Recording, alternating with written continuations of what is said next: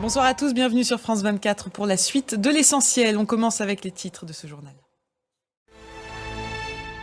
On ouvre ce journal avec cette déclaration du secrétaire général de l'ONU qui s'est exprimé sur la situation à Gaza. C'est la période peut-être la plus cruelle de ce conflit, a affirmé Antonio Guterres. Il a évoqué une population affamée alors que l'aide entre au compte-gouttes dans l'enclave palestinienne.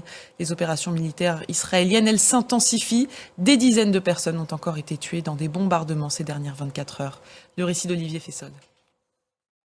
Le président américain a pris aujourd'hui pour cible l'Union européenne. Il menace l'UE de 50% de taxes douanières dès le 1er juin. Donald Trump déplore que les négociations commerciales soient très difficiles avec les Européens. Ethan Hadji.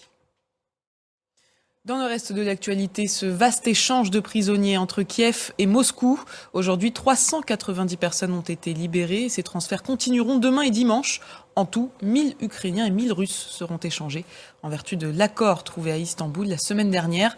Après quoi, le Kremlin devrait transmettre à l'Ukraine ses conditions pour une fin de conflit. C'est en tout cas ce qui a été annoncé tout à l'heure. Un reportage de Maryse Burgot pour France 2.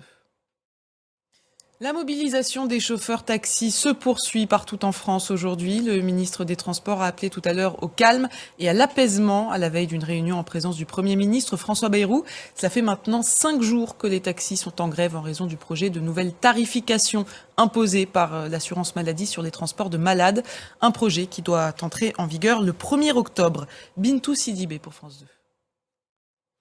Et avant de refermer ce journal, le point sur la Palme Dog 2025. Le prix du meilleur acteur chez les chiens a été décerné au berger islandais qui incarne Panda dans le film L'amour qu'il nous reste. Et c'est la fin de ce journal. Merci de l'avoir suivi. L'information continue sur France 24.